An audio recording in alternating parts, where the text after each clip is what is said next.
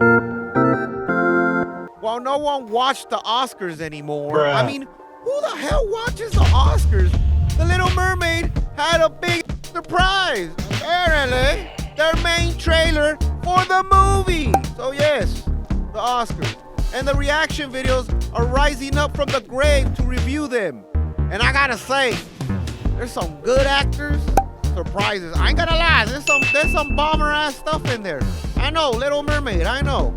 And then some horrible, let's say, CGI remaking of certain characters. Bruh. Yeah. So the Oscars were broadcast by ABC, hence owned by Disney themselves. So it's no surprise they decided to make a selfless ad promotion, let's say, to the Little Mermaid.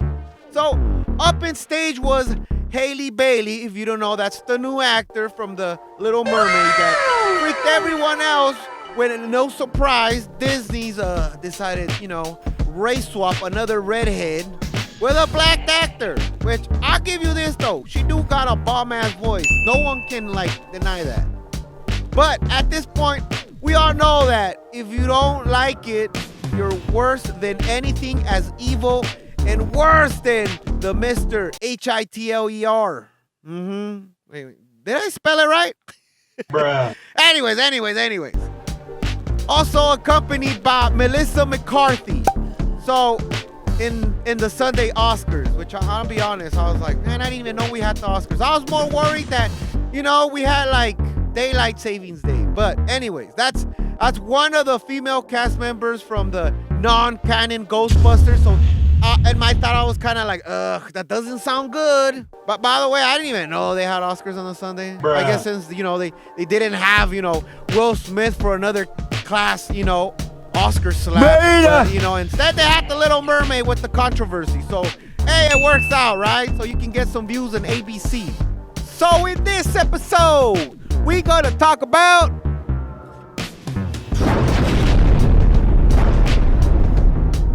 why Ariel's daddy still a white dude. God damn, what the heck? So I gotta start off by this, right? For Melissa McCarthy, at first I thought she was gonna play this SNL sketch kind of character. And I'm gonna be honest, surprisingly, she fit the character perfectly.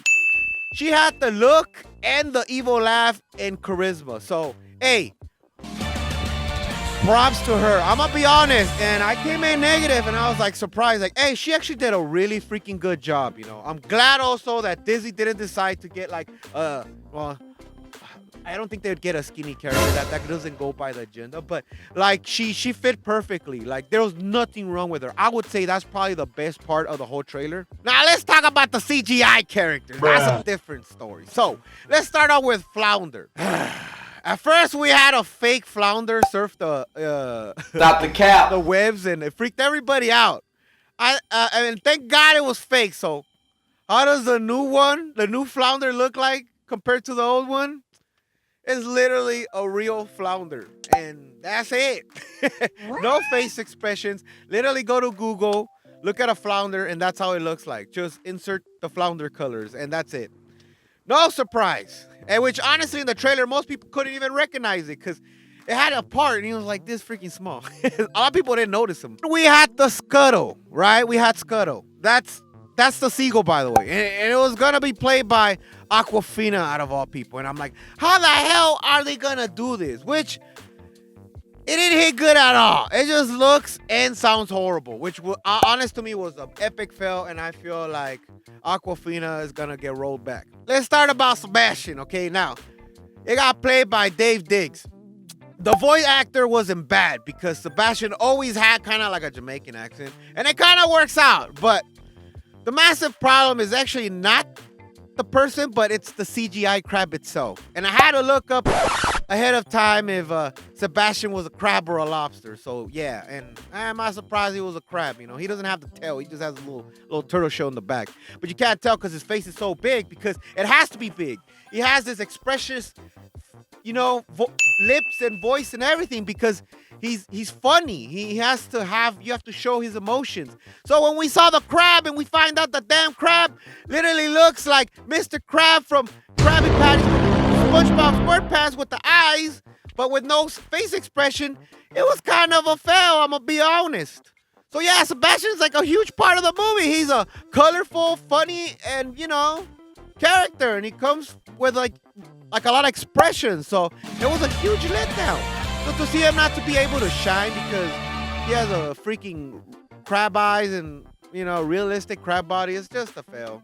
So I think that's the problem. Disney doesn't really shine in the live action stuff, and it starts to show. From when the way from the water, everything looks kind of dark, almost in the point. I thought I was looking at a Pirates of the Caribbean movie, which I wouldn't be surprised they worked on it because it is Disney. So it looked like Pirates of the Caribbean when you get out of the water. And when you're going down to the water, it looks like a CGI background mess. And you forget you're underwater because it just looks like a green screen. When they're talking, they're just walking normally. Maybe you'll see a little bit of the effects from the hair. But overall, it doesn't look good. So I mean, call me jaded, but I think the fact that Avatar came with the whole underwater tech, it made the trailer, kind of look like crap. Parts of it underwater, by the way. And it looks super fake once you see Avatar, and I think that kind of ruined it. So overall, I'd say the live action movie is a little fail. Hurrah! But with what Disney is always good at is a 10. So meaning that the music is on point, by the way. So yeah, the music and stuff, they always do that. That's their bread and butter. And it seems that they're keeping the original story, which is good too. Hopefully, and it doesn't go to this like wham and empowerment thing, but there was zero of it in the trailer, thank God. So hopefully it stays that way. And so that's good. And like Melissa Carthy, like I said, hands down, that's literally the best part of the trailer. She played that octopus so freaking dope. Also, I forgot to mention and I also forgot they did show the King Triton or Triton, I forgot his name, and he was played by Javier Bardem, and it looks just like him with the gray and white hair and almost Aquaman vibes, by the way. So it was good. At first, some people were wondering since they race swapped, Ariel, if they were gonna, race swap him too.